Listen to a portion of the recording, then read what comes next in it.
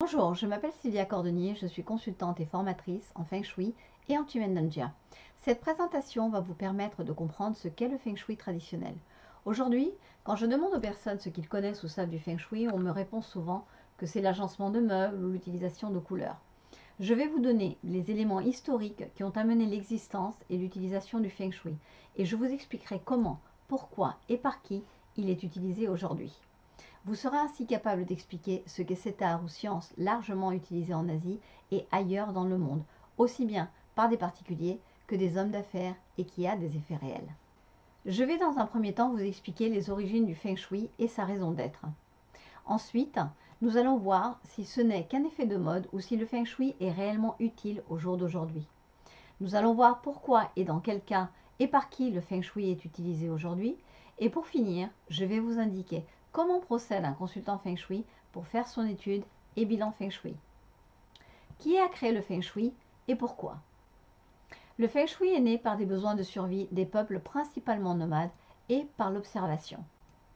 On dit que les bases du Feng Shui datent de Huangdi ou l'empereur jaune. Réalité ou légende, le fait est que plusieurs traités ou découvertes lui sont attribués. D'une, le Huangdi Neijing, qui est le plus ancien ouvrage de médecine traditionnelle chinoise et qui est encore une référence de nos jours.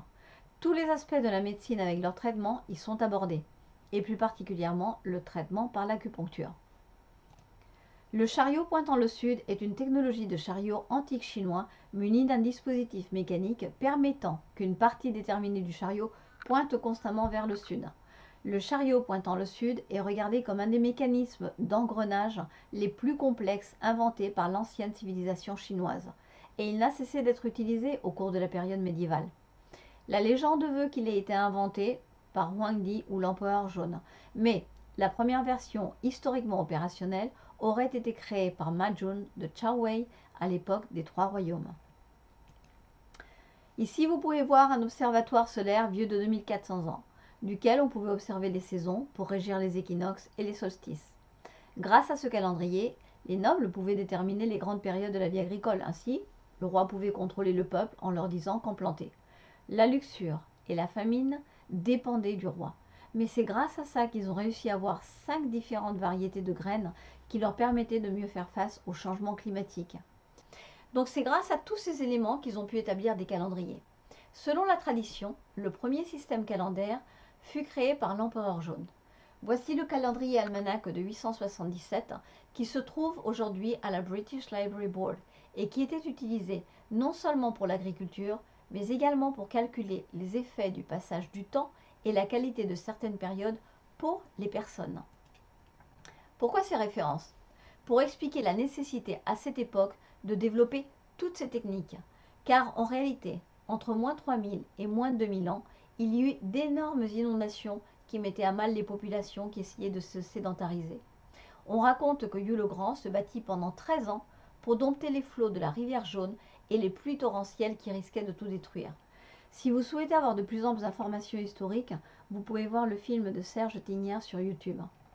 C'est pourquoi toutes ces techniques furent développées, pour maîtriser l'environnement. Ils avaient des connaissances très développées qui surprennent encore aujourd'hui par leur exactitude. Plus tard, il fut utilisé toujours par les hommes d'État pour assurer leur suprématie au pouvoir. Donc, ils faisaient construire des palais et autres domaines selon les principes du Feng Shui. La discipline est donc considérée comme un élément primordial de l'équilibre de l'Empire. Et cette option en restera le fondement tout au long de ses évolutions sous les Tang, les Song et puis les Qing. La population, quant à elle, n'utilisait qu'un pseudo-Feng Shui ou Feng Shui symbolique. Donc pour en revenir à notre question, d'où vient le Feng Shui?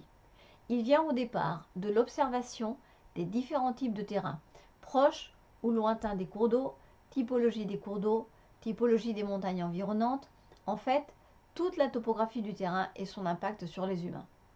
Et par l'observation des astres pour déterminer les équinoxes, les solstices, les saisons, pour déterminer les grandes périodes de la vie agricole et donc les calendriers basés sur ce cycle sexagésimal. Et donc, pour en revenir à ce calendrier, c'est un système chinois de numérotation des unités de temps basé sur la combinaison de deux séries de signes que l'on appelle les 10 troncs célestes et les 12 branches terrestres, et qui permettait d'obtenir 60 combinaisons différentes. Cette numérotation est le plus souvent utilisée pour marquer le déroulement des années, mais peut également servir pour les mois, les jours et les heures. La liste complète de ces deux séries fut découverte sur un document divinatoire du règne de Diyi. Et c'est à partir du IIe siècle avant Jésus-Christ que les troncs célestes sont associés aux 5 éléments. Comme la série peut être combinée avec les branches terrestres, donc les animaux, qui sont alternativement yin et yang, cette association peut aussi leur être appliquée. À cette époque, le feng shui était appelé le Kanyushu, ce qui se traduit par l'art de l'observation de la Terre ou encore la voie du ciel et de la Terre. Toutes ces connaissances ont formé les débuts du feng shui. C'est surtout sous la dynastie Han que le feng shui a pris son essor. Il était à l'époque lié à la médecine traditionnelle chinoise. C'est pourquoi il était parfois qualifié à juste titre de médecine de l'habitat. Car la médecine traditionnelle chinoise appréhendait l'homme comme un tout, et l'environnement faisait partie intégrante de ce tout. Un des premiers livres écrits où le feng shui prend son nom actuel est le livre des sépultures, écrit a priori par Guopu. Il traite de l'utilisation et l'interaction entre le vent feng et l'eau shui, qui donne une outline structurée et compréhensive pour l'analyse d'un lieu, configuration, forme et direction. Il y développe l'idée que des choses de nature similaire s'affectent et se répondent mutuellement sous une sorte de vibration sympathique. Ceci crée la base pour les correspondances systémiques et explique le mécanisme de ces corrélations. Le Yi-King en donne une description semblable et il dit « Des sons similaires résonnent mutuellement, des chi similaires se recherchent mutuellement ». Et ce système est également étudié dans la résonance mutuelle des sons dans les travaux des Han.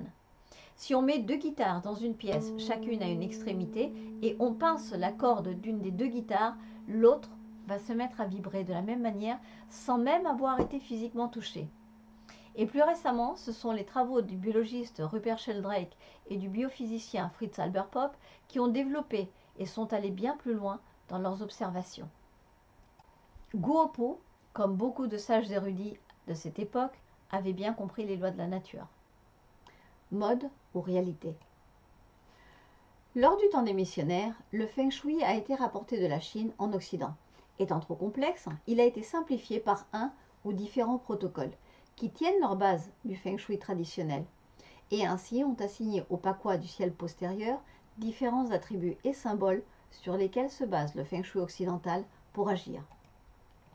Certaines écoles utilisent la boussole, puis attribuent à chaque direction certaines caractéristiques. Le sud-ouest représentant la femme, étant de l'élémentaire, ça représente le couple, le nord représentant la carrière, etc. D'autres assignent à la porte d'entrée les caractéristiques du nord. Un sujet certes passionnant et qui a donné lieu à un grand phénomène de mode en Occident. Beaucoup de livres ont été écrits, des articles allant jusqu'à comment faire de la nourriture feng shui ou comment rendre votre voiture feng shui. Le fait est que le feng shui occidental cohabite aujourd'hui avec le feng shui traditionnel. Ce dernier est toujours largement utilisé en Asie et dans une moindre mesure en Occident. Quelle utilité aujourd'hui? Certes, nous n'avons plus aujourd'hui les contraintes climatiques et environnementales qu'avaient les peuples nomades à l'époque. Il n'en reste moins vrai que le feng shui traditionnel est utilisé aujourd'hui pour avoir un lieu de vie qui puisse nous être bénéfique et nous apporter tous ces avantages. Les particuliers font appel au feng shui pour diverses raisons et en fonction de leurs connaissances dans ce domaine. Pour certaines personnes, c'est uniquement un moyen pour se sentir bien chez soi. D'autres font appel au feng shui pour essayer de régler ou minimiser des problèmes qui sont latents depuis qu'ils ont emménagé dans leur nouveau lieu d'habitation. D'autres pour maximiser le potentiel de leur maison et l'adapter au mieux aux différents habitants. Certaines personnes qui ont déjà eu affaire au feng shui traditionnel préfèrent y faire appel dès le départ pour être accompagnés dans le choix de leur future maison ou appartement, afin que celui-ci ait d'emblée un bon environnement et que le bâtiment ait les possibilités exploitables en feng shui. Et ceux qui en ont la possibilité nous consultent pour choisir un terrain sur lequel ils veulent construire, puis pour travailler sur les plans avec eux et l'architecte. On fait également appel à un consultant feng shui lorsqu'on souhaite faire des travaux de rénovation pour choisir les meilleures configurations, les meilleures dates de travaux, etc. Les entreprises, quant à elles, recherchent le feng shui car elles souhaitent mettre toutes les chances de leur côté pour que leur entreprise fonctionne le mieux possible et que leurs employés soient productifs et heureux. Et donc, le conseil va porter sur le choix d'un lieu d'implantation pour l'entreprise, ou bien pour aménager et distribuer au mieux les bureaux selon les différents départements et directeurs, ou encore pour permettre aux promoteurs d'implanter au mieux les différents bâtiments, accès, sortie, en fonction du projet, ainsi que les bulles de vente. Le Feng Shui est largement utilisé partout dans le monde, et non seulement en Asie, par de grandes entreprises multinationales, des célébrités, des hommes d'affaires, et bien évidemment par beaucoup d'autres personnes qui à un moment ou à un autre ont eu la possibilité ou le besoin de l'utiliser. Comment ça marche? Alors, le consultant Feng Shui va déjà déterminer dans un premier temps les besoins du client. Il aura besoin de l'adresse, d'un plan à l'échelle, de la date de naissance de tous les habitants, ainsi que la date de construction du bâtiment ou des modifications majeures. Il va ensuite faire un repérage des lieux à distance, avec tous les outils disponibles sur le web, Google Maps, Google Earth, Géoportail, etc. Et s'il connaît bien le Chimendonjia Feng Shui, une préétude du lieu pour déterminer si le lieu a un bon Feng Shui, la source et le type de Qi de l'environnement, ainsi que les potentielles zones problématiques, qui ne sont pas toujours visibles à l'œil nu, une fois sur place. Il pourra également utiliser la charte Batze des habitants pour voir les influences à venir et trouver les points de concordance ou d'activation Feng Shui. Il va ensuite se rendre sur les lieux, évaluer l'environnement, visiter le lieu, prendre plusieurs mesures avec sa boussole et valider les points définis en Chimendonjia Feng Shui si celui-ci a été utilisé. À partir de là, il aura tous les éléments nécessaires pour faire son étude. Une fois son étude finalisée, il se rendra chez son client avec son bilan écrit qui donnera la marche à suivre et les préconisations. Celles-ci pourront être adaptées ensuite sur place selon les possibilités. Pour de nouvelles constructions, il est préférable de travailler avec le client et l'architecte afin de trouver le meilleur emplacement pour la ou les habitations en fonction des contraintes cadastrales. Mais je vous rassure, tout ceci sont les outils utilisés par les professionnels en Feng Shui traditionnel. Mais il y a certaines techniques simples d'utilisation que vous pouvez utiliser vous à votre niveau pour améliorer certaines choses sans avoir besoin d'être un professionnel chevronné. Cependant, il faut savoir que pour les Asiatiques, notre vie est guidée par un mélange subtil de ces trois éléments. Le ciel représente notre destinée, notre ADN, notre culture, notre éducation, bref, une partie de ce qui fait de nous qui nous sommes aujourd'hui. La Terre représente le lieu où nous vivons, avec toutes ses influences et l'impact que ça peut avoir sur nous. Car, vous conviendrez, que nous soyons nés dans les steppes mongoles, dans le désert du Sahara, dans une grande métropole comme Paris ou Hong Kong, ou bien dans un petit village sur le bord de mer ou en haute montagne, les influences sur nous seront tout à fait différentes. Et enfin, l'homme ou la femme, c'est-à-dire nous. Et ce qu'on décide de faire de tout ce qu'on a est également un élément moteur et primordial et nécessaire, car vous pouvez avoir la destinée de Steve Jobs et la maison de Steve Jobs, mais si vous décidez de rester assis sur votre canapé toute la journée et ne rien en faire, eh bien, devinez quoi, rien ne changera.